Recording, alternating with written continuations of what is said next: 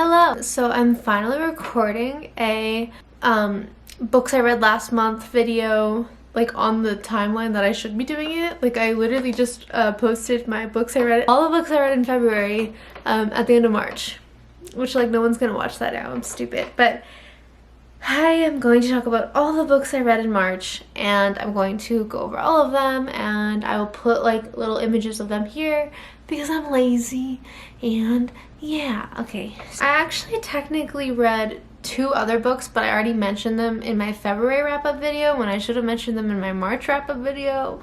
That's Love in the Time of Serial Killers and The Right Move. And The Right Move was a 5-star read. Love in the Time of Serial Killers was a 1-star read, and I already put the reviews in my last video, so I'm not going to talk about them. But on to the next one is Mile High. It's actually the first book in the Windy City series, and I read The Right Move first, which is the second book first instead of the first book. And ironically enough, I did not like Mile High that much. I didn't hate it, but I didn't like the guy. I liked Ryan, I believe, better than Xander. Ryan is the guy in The Right Move. He's like the love interest, and his personality was just more reserved and kind of like a gentle, quiet, low-key kind of guy, and I really like that. And Mile High, Xander was more like the typical player, flirty, knows he looks good, talks to everyone. I don't know, it's just, I didn't like his vibe. Obviously, you know, he changes all of that when he falls in love, but I wasn't interested. It was hard to get into, but I really liked the lead girl. I like Stevie. Granted, I'm biased because Stevie is Ryan's sister, and Ryan is the guy from The Right Move, and she's also the best friend to Ryan's love interest, which is Indy. So yeah, long story short, Mile High, not my favorite. It's about Xander and Stevie. Stevie's a flight attendant, and Xander is this guy in a hockey league, I believe, that's like fly around, and they start off on the wrong foot. He's kind of a jerk to her, and then they start hitting it off. They have this like weird sexual tension, and that's how I feel about that. I rated that 3 stars. And then I tried to read Shatter Me, and I'm so upset because I tried to read this book like twice now in the span of like 10 years, and it's by Tahera Mafi. And I like that it's a Iranian author, a very popular teen series or young adult series written by a Persian girl or Iranian girl. That's so special for me because, you know, I'm Persian, I'm Iranian, but I just couldn't get into it.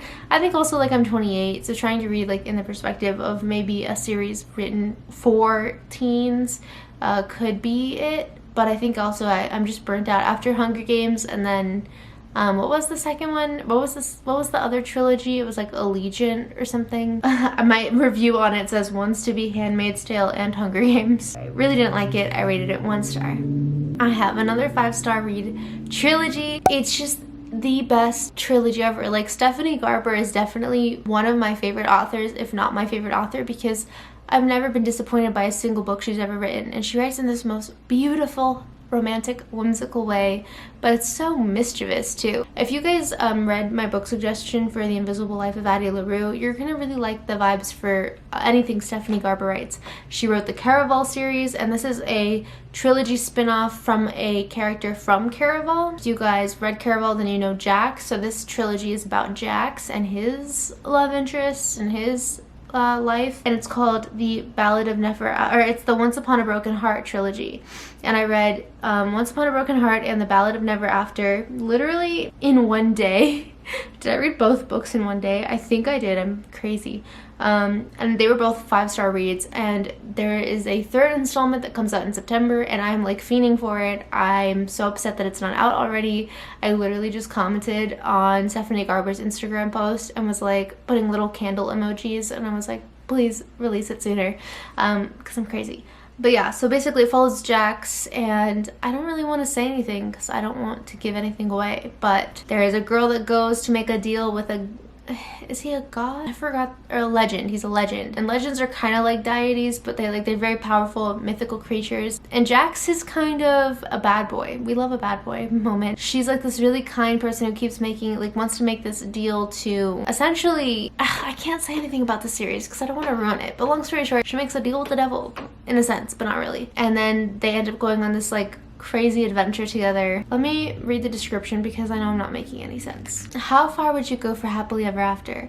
For as long as she can remember, Evangeline Fox has believed in true love and happy endings until she learns that the love of her life will marry another. Desperate to stop the wedding and to heal her wounded heart, Evangeline strikes a deal with the charismatic but wicked Prince of Hearts. In exchange for his help, he asks for 3 kisses to be given at the time and place of his choosing. But after Evangeline's first promised kiss, she learns that bargaining with an immortal is a dangerous game and that the Prince of Hearts wants far more from her than she'd pledged.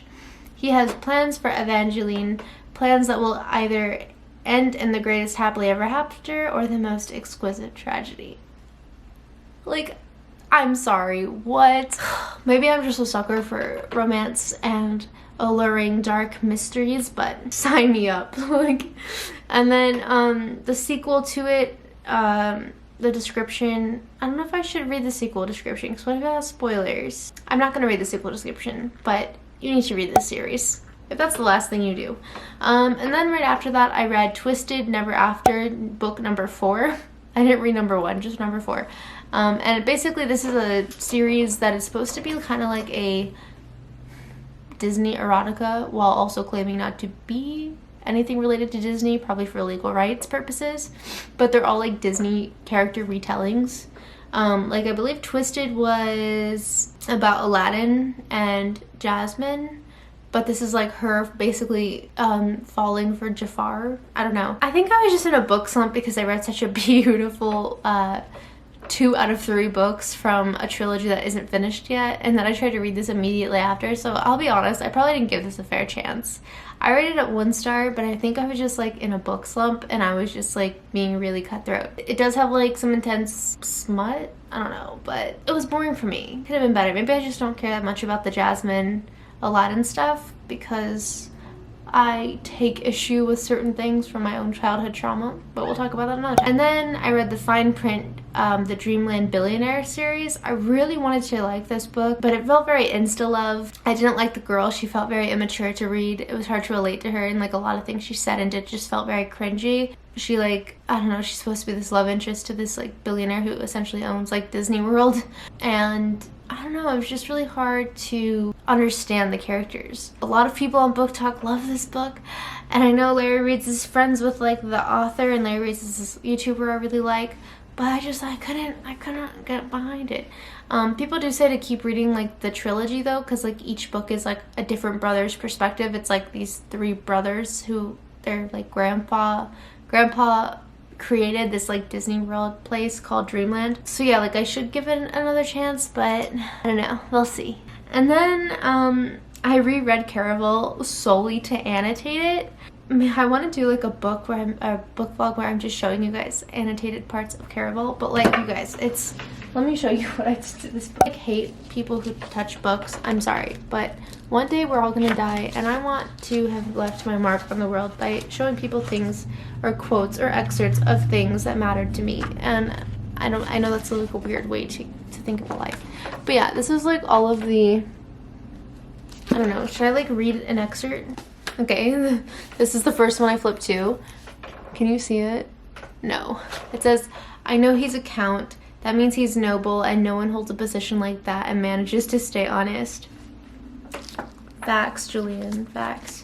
Okay, so this book is, let me read this to you, because this is the original Stephanie Garber OG trilogy. This is like what made me fall in love with Stephanie Garber as an author. Scarlet Dragna has never left the tiny island where she and her sister Tella live with their powerful and cruel father. Now Scarlet's father has arranged a marriage for her, and Scarlet thinks her dreams of seeing Caravel, the faraway once-a-year performance where the audience participates in the show, are over. But this year, Scarlet's long dream of invitation finally arrives. With the help of a mysterious sailor, Tella whisks Scarlet away to the show. Only as soon as they arrive, Tella is kidnapped by Caravel's mastermind organizer legend. It turns out that this season's Caravel revolves around Tella, and whoever finds her first is the winner. Scarlet has been told that everything that happens during Caravel is only an elaborate performance. Nevertheless, she becomes enmeshed in a game of love, heartbreak, and magic. And whether Caravel is real or not, Scarlet must find Tella before the 5 nights of the game are over, or a dangerous domino effect of consequences will be set off, and her beloved sister will disappear forever. Welcome, welcome to Caravel. Beware of getting swept too far away. So it's kind of like a romance carnival, but the carnival is like this dystopian mystery carnival. And I know that that sounds like, for me, that probably wouldn't sound appealing, but from start to finish, this book is so romantic and beautifully written, and there's so much romance in it, and it's so like whimsical and Bridgerton-y, but in like a magical way. I don't know how to say it. It's almost like, and Harry Potter is trash and cancelled, but it's almost like a world where it's like a Bridgerton Harry Potter vibe.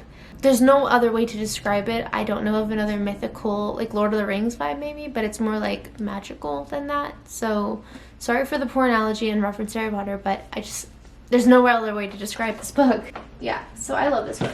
Also, if you notice back here, these are all of my favorite books ever, but anyways. Then I read The Risk, Briar You series, book number 2, and I rated it 2 stars. It's not memorable. I don't want to talk about it because I didn't rate it 5 stars, so why would I hype it up for you guys? And then I read Bad Girl Reputation, Avalon Bay number 2.